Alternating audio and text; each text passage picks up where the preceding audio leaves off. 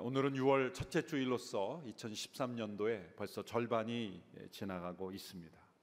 올해 저에게 주신 주제 말씀인 먼저 그의 나라와 그의 의를 구하라는 말씀을 다시 기억해 보고 싶습니다. 개인적으로도 먼저 그의 나라와 그 일을 구하는 것이 무엇인가, 또 교회적으로 적용해 볼 때 먼저 그의 나라와 그의 의를 구하는 것이 무엇인가, 우리는 끊임없이 묵상하고 적용해야 합니다. 교회에 적용해 볼 때 교회가 먼저 그의 나라와 그 일을 구하는 것이 무엇이겠습니까? 그것은 교회보다 먼저 하나님의 나라를 구해야 된다는 거죠. 교회의 존재 목적은 하나님의 나라를 위해서 존재하는 것입니다. 그런데 어떤 때 보면은 교회가 교회 자체를 위해서 존재하고 하나님의 나라를 드러내지 못하는 그러한 때도 있습니다. 교회는 천국의 대사관이죠.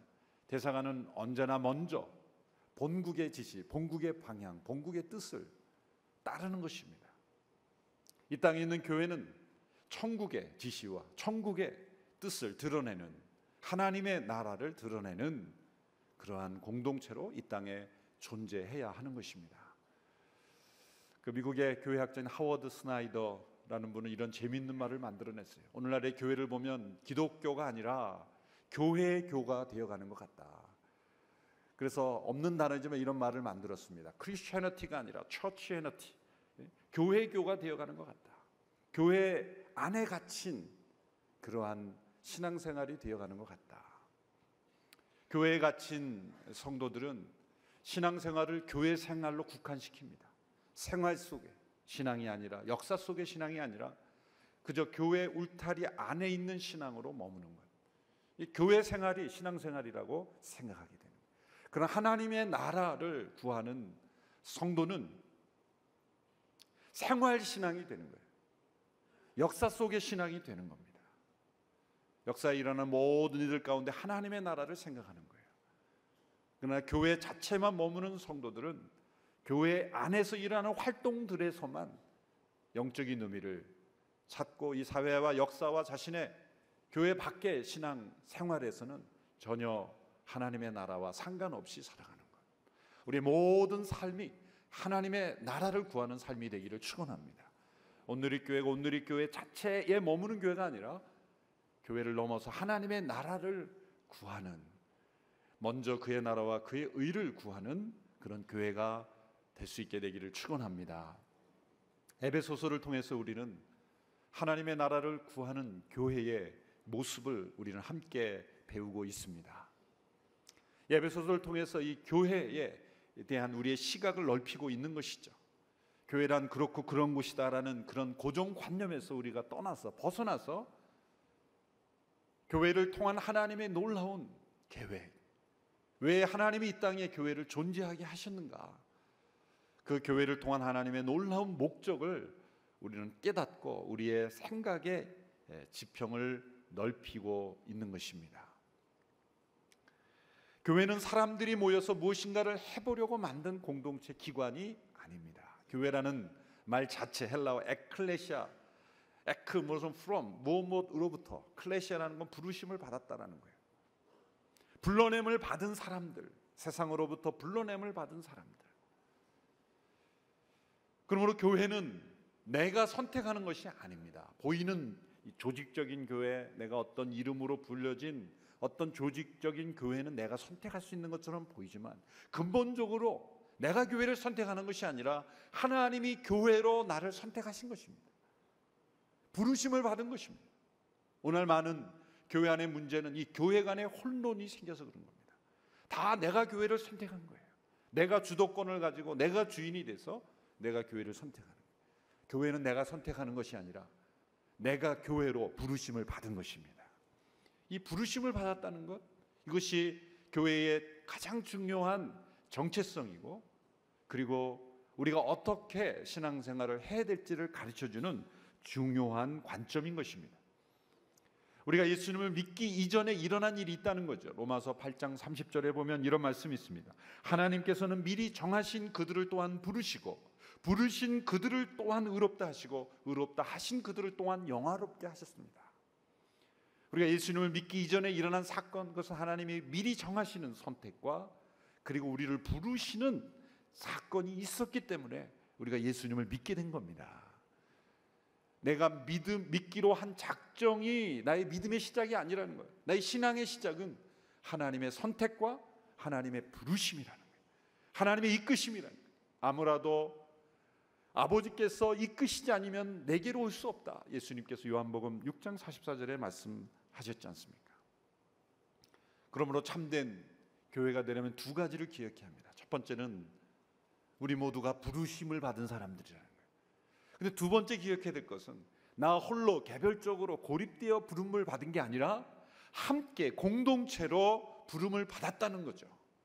여기에서 우리가 많은 생각할 점이 있습니다. 부르심을 받았는데 문제는 내가 불렀다면 부르지 않을 사람들이 함께 있다는 거예요. 하나님이 함께 부르신 사람들 가운데 내가 만일 부르는 자였더라면 부르지 않을 사람들이 함께 부름받은 곳에 있겠다는 거예요. 거기에서 문제가 생긴다는 거죠. 예수님께서 제자들을 한 사람 한 사람씩 부르셨죠. 예수님의 제자훈련과 당시의 바리새인의 제자훈련에 중요한 차이점이 있습니다. 당시의 바리새인들의 제자훈련은 내가 누군가의 제자가 되겠다라고 해서 제자가 선생을 선택합니다. 그런데 예수님은 그렇게 하지 않으셨어요. 때로 예수님 앞에 나온 사람들이 있지만 대부분 그 사람들은 탈락했어요. 예수님이 제자들을 한 사람 한 사람씩 부르셨다는 거예요. 제자들을 선택하시고 부르셨어요. 그래서 한 공동체로 모이게 하셨어요. 그런데 예수님의 제자 12제자의 명단만 봐도 이상한 면이 발견이 됩니다. 예수님의 제자 가운데 마태라는 제자가 있죠. 그 마태라는 제자의 직업은 뭡니까? 세리였습니다. 그 당시에 세리는 아주 죄인 중에 죄인으로 취급받아서 죄인의 대명사로 불려졌죠. 그래서 나쁜 사람들을 가리킬 때 세리와 죄인들 이렇게 불렀잖아요. 그 마태가 회개하고 예수님을 따르는 제자가 됐는데 그 당시에 정치적으로 아주 우파, 이 사람들은 폭력과 무력을 통해서라도 세리 같은 사람들, 로마 제국의 하수인이 되는 사람들은 제거해야 된다고 믿는 사람들이에요. 때로는 테러도 할 수 있다고 생각하는 사람들이에요. 요즘 날 이슬람에 있는 지하드 그런 개념의 사람들이죠. 열심당원이라는 사람들. 그 열심당원 중에 시몬이라는 사람이 예수님의 부르심을 받아 제자가 된 거예요. 누가 먼저 부름을 받았는지는 알 수 없지만 어쨌든 이 세리 마태와 열심당원 시몬이 예수님 앞에서 함께 만났을 때 어떤 긴장감이 있었을까? 우리처럼 당신을 축복합니다 그러고 만났을까요? 저는 절대 그렇게 생각하지 않습니다. 상당히 오랜 시간 동안 서로의 눈길에서는 불꽃이 튀었을 거예요. 시몬이 마태를 보는 시각, 또 마태가 시몬을 보는 시각, 이 두 사람 사이에 이 불편한 관계는 충분히 예상할 수 있는 거죠. 또 예수님께서 제자들을 부를 때 제자들의 그 핵심 그룹을 어떤 직업의 출신으로 부르셨습니까? 어부들이죠. 베드로, 안드레, 어부들 출신들이에요. 그런데 예수님은 목수 출신이에요. 예수님은 자신의 제자를 부를 때 목수 출신 중에서 부르지 않으셨어요. 목수와 어부의 그 사고방식이나 스타일은 아주 다르게 마련이죠. 전혀 다른 직업, 서로 상충되고 갈등이 일어날 수밖에 없는 것처럼 보이는 그런 그룹들로 예수님 부르셨다는 거죠. 사실 편하게 하려면 목수 옆에 출신들로 다 부르셨다면 예수님 아주 편했을 거예요. 그런데 어부로, 세리에서, 열심당원에서 각양각색의 때로 충돌할 수밖에 없는 것처럼 보이는 그런 사람들을 부르셔서 함께 공동체를 만드셨다는 것, 이것이 놀라운 비밀인 거예요. 예수님이 이 땅에 처음 시작하신 교회의 원형의 모습은 우리 인간적으로 생각하면 함께 부르지 않았을 사람들만 함께 모아놓은 겁니다. 그것을 통해서 주님은 교회를 시작하셨어요. 이게 부르심의 놀라운 의미인 것입니다. 때로 함께 부르심을 받은 사람들 가운데는 내가 불렀으면 부르지 않았을 사람들도 함께 있다는 것. 제가 그 훈련을 받고 소위 계급장을 달고 처음 소대장으로 간 곳이 전방의 수색 부대였습니다.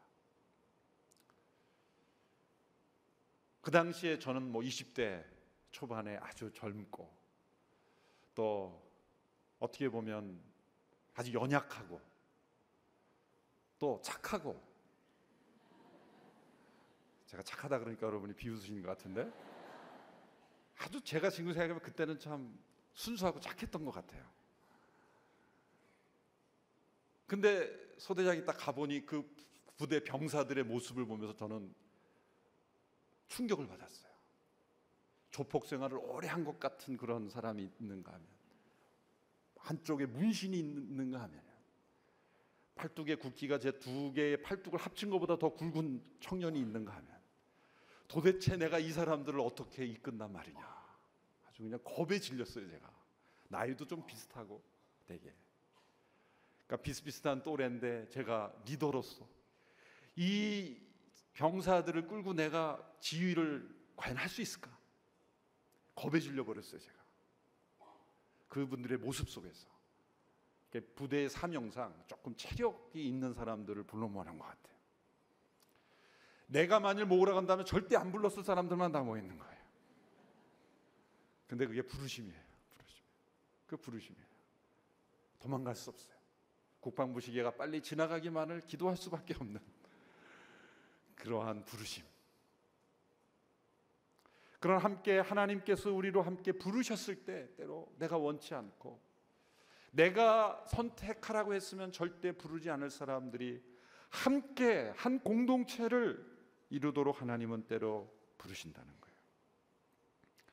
나의 선택이 아니라 하나님의 부르심으로 우리는 함께 공동체를 하게 된 것입니다. 그래서 때로는 많은 성도가 모여서 여러 예배 시간이 있는 그런 교회를 선호하는 이유가, 내가 보기 싫은 어떤 사람이 1부를 들으면 나는 2부 드릴 수 있고 3부 드릴 수 있고, 그런 이유가 되지 않게 되기를 바랍니다.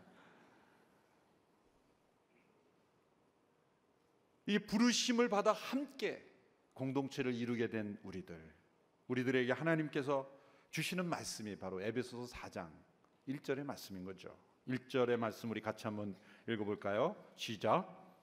그러므로 주를 위해 갇힌 몸이 된 나는 여러분에게 권면합니다. 여러분은 부르심을 받았으니 그 부르심에 합당하게 사십시오. 부르심에 합당하게 사십시오. 이 부르심이 무엇인지는 이미 에베소서 1장부터 3장까지에서 설명한 것입니다. 한마디로 뭡니까? 유대인이나 이방인이나 차별 없이 구별 없이 모두가 그리스도 안에서 창세전에 선택받아서 한 그리스도의 몸으로 부르심을 받았다는 거예요. 이게 부르심이에요. 유대인들은 이방인들을 원치 않았어요. 한 공동체를 이루는 걸 원치 않았습니다. 이방인도 역시 마찬가지였겠죠. 유대인들로 먼저 선택받고 우리가 그 다음이 된다는 것 원치 않았겠죠. 그러나 유대인은 이방이든지 구별 없이 함께 그리스도의 몸으로 성령 안에 한 몸을 이루는 부르심을 받았으니 너희는 부르심에 합당하게 생활하라. 합당하다는 말은 양쪽 저울의 무게를 동등하게 맞춘다는 거예요. 이 하나님의 부르심에 합당한 무게의 삶이 우리에게 있어야 한다는 거죠. 1절에 보면 가장 강조되는 단어가 권면합니다라는 단어예요. 헬라어로 보면은 이 단어가 제일 먼저 나와요. 문법적으로 보면 좀 이상하죠. 근데 헬라어는 가장 강조하는 단어를 제일 앞에 둠으로써 어순으로는 안 맞는 것 같지만 강조하는 단어가 뭔지를 분명하게 밝히는 그러한 단어입니다. 그대로 번역하면 이상하죠. 권면합니다. 그러므로 이렇게 되니까 그냥 우리는 그러므로 권면합니다 이렇게 해석했지만 권면합니다. 에베소 1장에서 3장까지의 모든 내용을 근거로 해서 그러므로 권면합니다. 이렇게 해야 합니다. 이렇게 힘써야 합니다. 라고 강조하고 있는 거죠. 이 순서가 아주 중요합니다. 사도 바울은 언제나 하나님께서 우리에게 행하신 일이 무엇인지를 분명하게 설명하고 난 다음에 그것을 근거로 이제는 너희가 이렇게 행해야 된다고 말합니다. 이게 복음의 순서입니다. 신앙의 출발은 하나님께서 나를 위해 우리를 위해 해주신 일이 무엇인지를 먼저 깨닫고 우리가 하나님께 응답하는 거예요. 그런데 이 순서가 바뀔 때가 많아요. 하나님이 나를 위해서 행하신 일이 무엇인지를 깨닫지 못하고 그냥 하나님을 위해서 무엇인가를 하는 것을 신앙생활이라고 생각하면 그게 종교생활이 되고 심지어 우상숭배가 되는 거예요. 엉뚱한 곳을 하면서 신앙생활이라고 생각하는 거예요. 에베소 1장 3장까지 하나님께서 우리를 위해서 행하신 일이 무엇인지를 먼저 깨닫고 그 은혜에, 그 사랑에 응답하는 것이 우리의 삶인 거예요. 그러므로 부르심에 합당하게 사십시오라고 말하는 거죠. 율법은 뭐라고 말합니까? 너가 이렇게 행하면 내가 너를 축복하겠다고 말합니다. 그러나 복음은 무엇입니까? 내가 이미 너희를 이렇게 축복했으니 그 받은 축복과 은혜에 합당하게 살아라 라는 거죠. 너희가 이렇게 행하면 너희가 하나님의 가족이 될 수 있다라고 말하지 않고 너희가 하나님의 가족으로 태어났으니 하나님의 가족답게 살아라. 너희가 이렇게 행하면 내가 그리스도의 몸 안에 들어올 수 있게 해줬다가 아니라 너희는 그리스도의 몸 안에 들어왔으니 이제 그 몸에 합당하게 행하라. 이것이 복음의 원리인 것입니다. 이제 그 부르심에 합당한 삶의 모습이 무엇인지를 2절에서 3절까지의 말씀에서 말씀하고 있습니다. 2절 3절의 말씀을 같이 함께 읽겠습니다. 시작. 오래 참음으로 행동하되 사랑 가운데 서로 용납하고 화평에 매는 줄로 성령께서 하나 되게 하신 것을 힘써 지키십시오. 성령께서 하나 되게 하신 것을 힘써 지키십시오. 우리가 하나됨을 만드는 것이 아닙니다. 성령께서 이미 여기에 단어 하나를 덧붙인다면 이미 하나 되게 하신 것을 힘써 지키는 일만 우리가 할 수 있는 거예요. 하나됨은 인간이 창조할 수 있는 게 아닙니다. 성경에 보면 4가지 종류의 하나됨이 나옵니다. 첫째는 이 삼위일체 하나님 간의 하나됨이에요. 예수님께서 기도하실 때 보면 내가 아버지 안에 아버지께서 내 안에, 그런 표현. 나와 아버지는 하나이니라. 이미 에베소 1장에서 삼위일체 하나님이 우리의 구원을 위해서 어떻게 연합하시는지를 보여줬어요. 이 만물을 창조하실 때 삼위일체 하나님이 어떻게 하나 되셨는지를 보여주고 계세요. 지금도 하나님은 삼위일체 하나님의 하나됨 속에 역사하고 계십니다. 이 삼위일체 하나님이 있었기 때문에 예수님이 이 땅에 오신 거예요. 말씀이 육신이 되어 하나님이 사람이 되셔서 두 번째 하나됨은 예수님의 이 안에 2개의 본성이 하나 된 거예요. 완전한 하나님이면서 완전한 사람이신 이 2개의 본성이 하나 된 거예요. 완전히 융합된 것도 아니고 떨어진 것도 아니고 하나 되어 있는 거예요. 그 놀라운 예수님의 신비는 바로 삼위일체 하나님의 하나됨 때문에 만들어진 거예요. 이 두 번째 하나됨이. 그런데 이 두 번째 하나됨, 예수님의 이 안에 있는 2개의 본성이 하나됨 때문에 세 번째가 가능하게 된 거예요. 모든 그리스도를 믿는 모든 사람들이 머리 대신 예수 그리스도와 하나 될 수 있는 거예요. 만일 하나님이 사람이 되시지 못했다면 어떻게 우리 인간이 하나님이신 예수 그리스도 하나 될 수 있겠습니까? 하나님이 사람이 되셔서 육신의 몸을 입고 이 땅에 죽으심으로 그리고 부활하심으로 우리가 그분과 함께 연합됨으로써 우리가 예수님과 하나 될 수가 있는 거예요. 이 세 번째 하나됨이에요. 머리 대신 예수 그리스도와 우리가 하나 되는 것.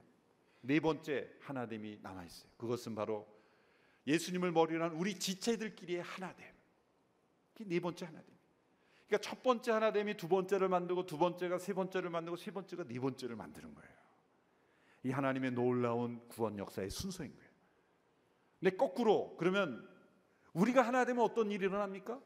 지체된 우리들이 하나 되면 우리 안에 믿지 않는 분이 전도받아서 옵니다. 정말 우리가 하나됨을 보면서 놀라죠. 그런데 그 하나됨의 비밀을 알게 되죠. 아, 머리 대신 예수 그리스도를 중심으로 하나 돼 있구나. 그래서 그 예수님을 만나게 되는 거죠. 그래서 그분도 예수님과 하나 되는 이 세 번째 하나됨을 경험하죠. 그래서 그분이 예수 그리스도와 하나됨을 경험하면 이제는 삼위일체 하나님과의 연합으로 들어가는 거예요. 놀라운 신비 아닙니까? 놀랍지 않습니까? 놀란 표정이라도 좀 져주세요. 얼마나 놀라운 하나님의 비밀이 담겨있는지 모릅니다. 이 하나됨의 비밀 속에 우리가 있는 거예요.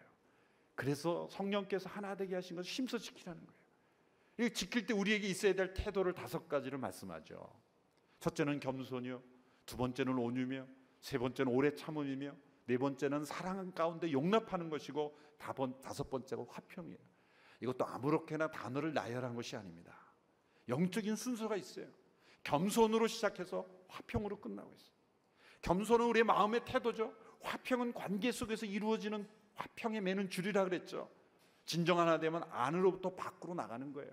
어떤 제도를 통해서 밖에서부터 안으로 만드는 그런 압력에 대해서 어쩔 수 없어 행하는 것이 아니라 우리 내면에 있는 겸손으로부터 시작해서 점점 하나 되어 화평을 이루는 것.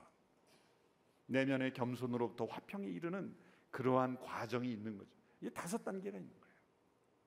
첫째는 겸손이죠.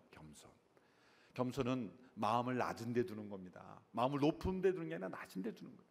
근데 이 겸손과 굴욕이 이 같은 어원을 가지고 있어요. 휴밀리타스에서 하나는 휴밀리티, 하나는 휴밀리티.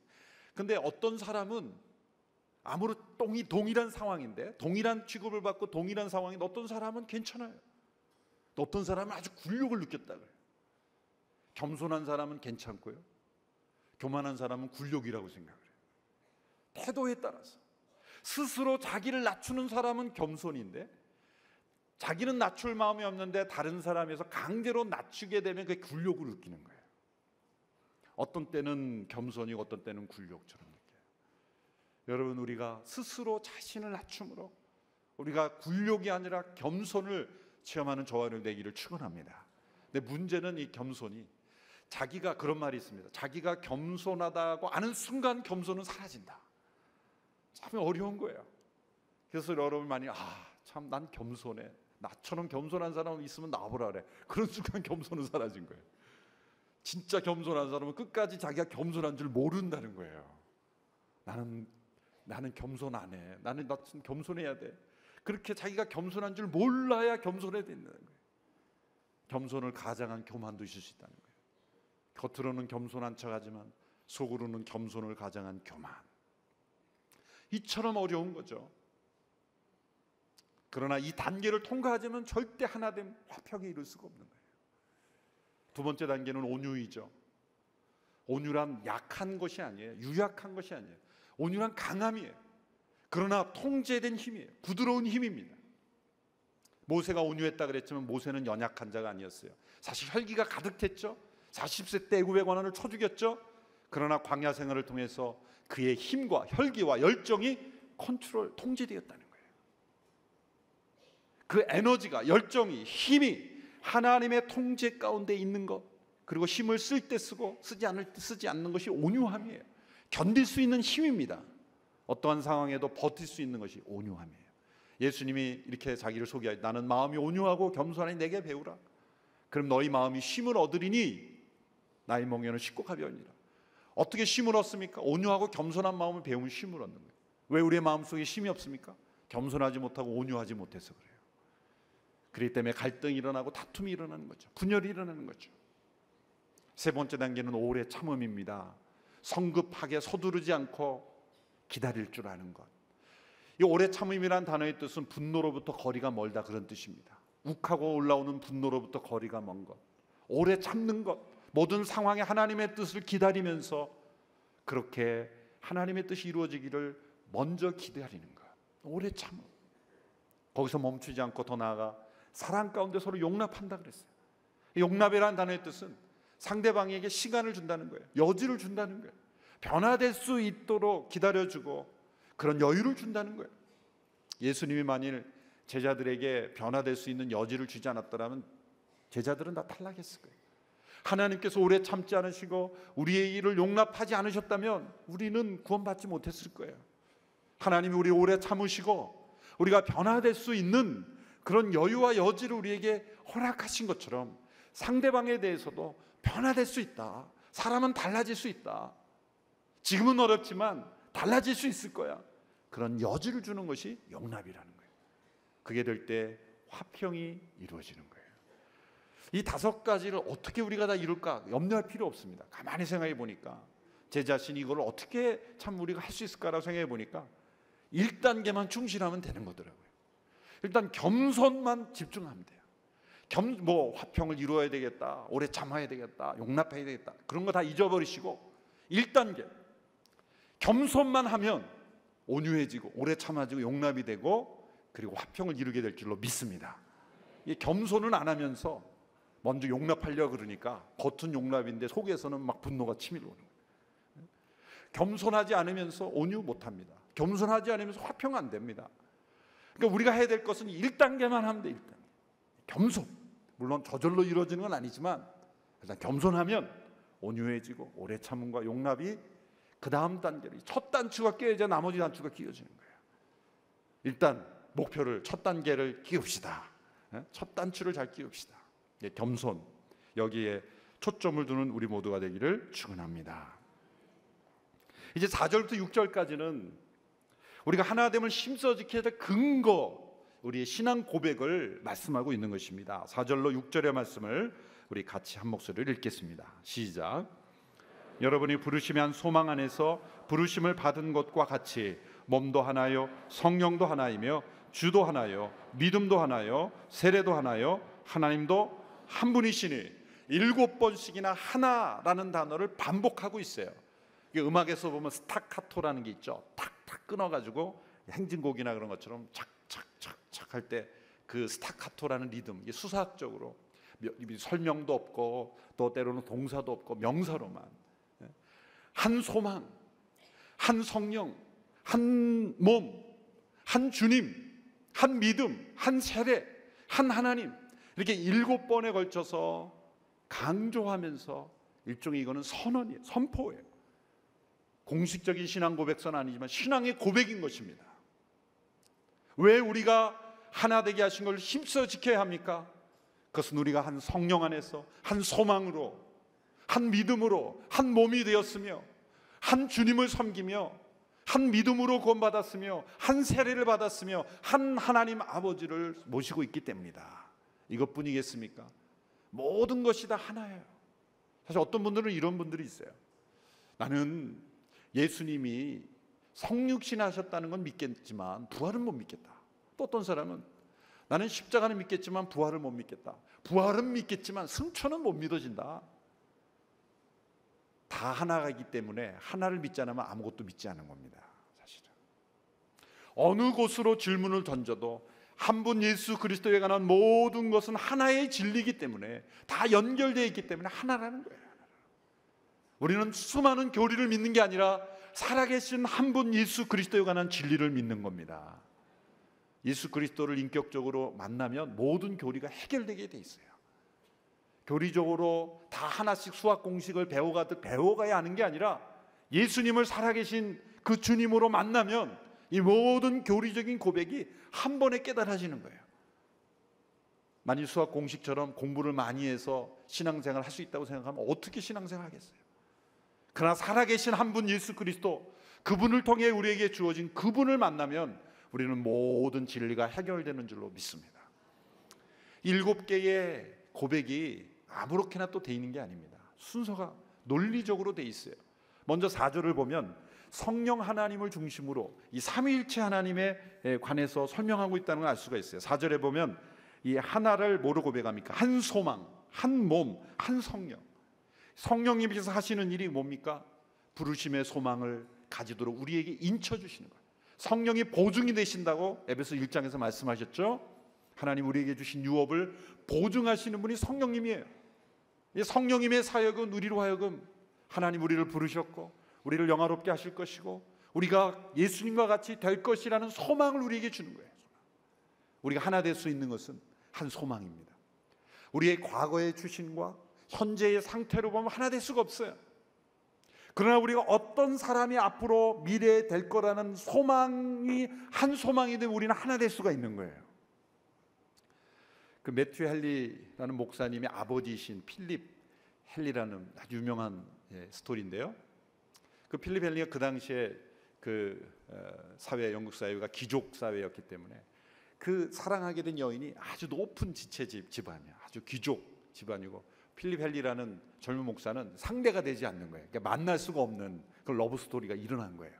그러니까 그 귀족 출신인 그 여자의 아버지가 물어본 거예요. 그 친구는 출신이 어디냐, 어느 집안 사람이냐 그랬더니 그 딸이 그렇게 아주 신실한 그리스도 이런 고백을 했다는 거예요. 저는 그의 출신은 알지 못하지만 그가 지금 어디로 향하고 있는지는 잘 알고 있습니다. 유명한 말이죠.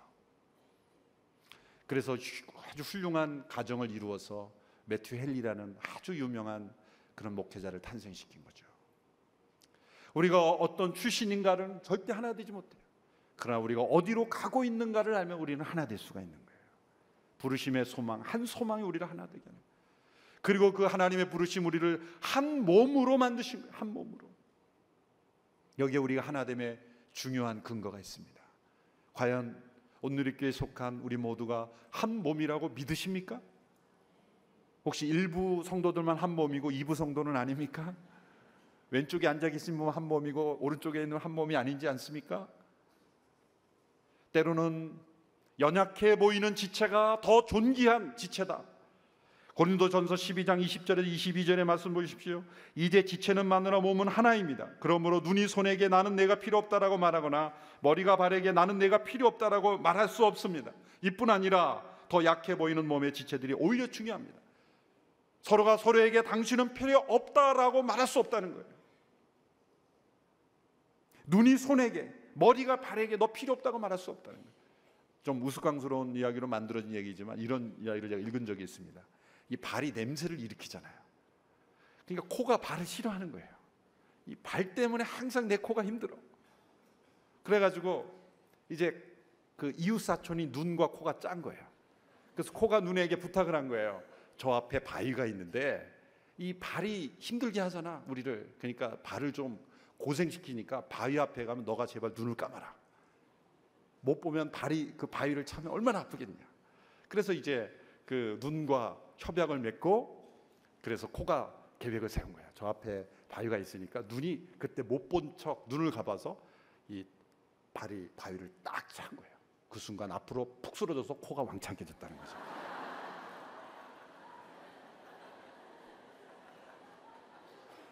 어느 한 지체가 다른 지체를 필요 없다고 말하면 자기 코가 깨지는 역사가 일어납니다. 한 몸이 한 몸. 필요 없는 지체가 없고 오히려 연약해 보이는 지체가 더 중요한 지체. 혹 우리 교회 가운데 연약한 분들, 또 여러 가지 연약함을 가지고 있는 분들, 얼마나 그들을 소중하게 여기는가가 우리가 한 몸인가 아닌가를 증명하는 거예요. 한 성령 안에서 우리는 한 부르심의 소망을 따라 한 몸이라는 거예요. 5절에는 예수 그리스도를 중심으로 설명하죠. 한 주님, 한 믿음, 한 세례. 우리는 한 주님을, 우리가 주님이라고 모실 수 있는 분 한 분밖에 없어요. 오직 예수 그리스도. 그분을 한 믿음으로, 이건 오직 믿음이라는 거예요. 솔라피데, 오직 한 믿음으로만 우리가 다 그 세례를 받고 주님을 모시게 되었죠.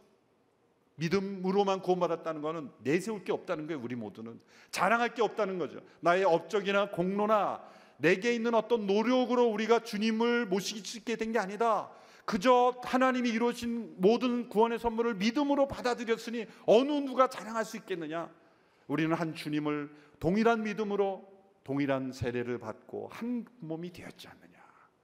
그리고 궁극적으로는 한 아버지 하나님을 섬기게 되었지 않느냐. 이 삼위일체 하나님에 대한 한 하나님, 한 믿음, 한 세례, 한 몸, 한 소망 가운데 우리가 있기 때문에 우리는 떨어질 수 없는 한 공동체다. 우리는 하나다라는 거죠. 그것이 부르심에 합당하게 살라는 겁니다.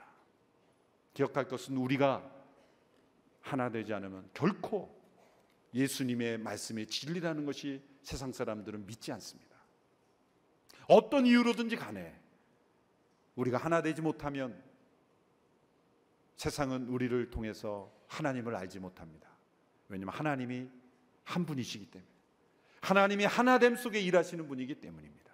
아무리 힘들고 어렵고 받아들이기 어렵고 내 주관과 다르고 내 경험과 다르고 내가 이해할 수 없어도 우리는 분을 합당하게, 우리는 부름을 받은 것이기 때문에 하나됨을 힘써 지키는 우리 온누리교회 성도들이 될 수 있게 되기를 주님의 이름으로 축원합니다.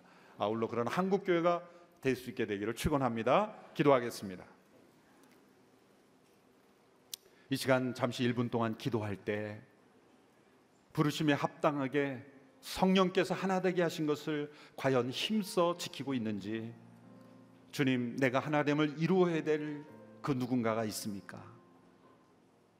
필요 없다라고 인정하고 싶지 않은 그 누군가가 있습니까? 그 사람과 더불어 내가 어떤 마음을 가지는가가 부르심에 합당한 삶입니다. 주님, 부르심을 따라 하나됨을 힘써 지키는 제가 되기를 원합니다. 우리 온누리교회가 되기를 원합니다. 한국교회가 되기를 원합니다. 같이 합심하여 함께 잠시 기도하겠습니다. 살아계신 아버지 하나님, 부르심을 따라 저희가 행하는 저희들 되기를 원합니다. 성령께서 하나 되게 하신 것을 힘써 지키는 저희가 되기를 원합니다. 주님, 우리로 한 지체로, 한 세례를 받은 한 믿음의 공동체로, 함께 부름받은 공동체로 부르셨사오니 우리가 함께 한 몸 이루어 부르심에 합당한 자로 하나됨을 힘써 지키는 저희가 되게 하여 주옵소서. 나의 선택으로, 나의 판단으로 되어진 것이 아니요 우리 주님의 선택과 은혜로 내가 믿음으로 한 몸이 되었으니 부르심에 합당한 공동체로 온전히 쓰임받는 저희 모두가 될 수 있도록 역사하여 주옵소서. 살아계신 아버지 하나님, 감사합니다. 저희를 부르시니 감사합니다. 구원하여 주심을 감사합니다. 성령 안에 한 몸으로 부르셨음을 감사합니다. 이제 부르심을 따라 하나됨을 힘써 지키는 우리 모두가 되게 하여 주옵소서. 예수님의 이름으로 기도합니다. 아멘.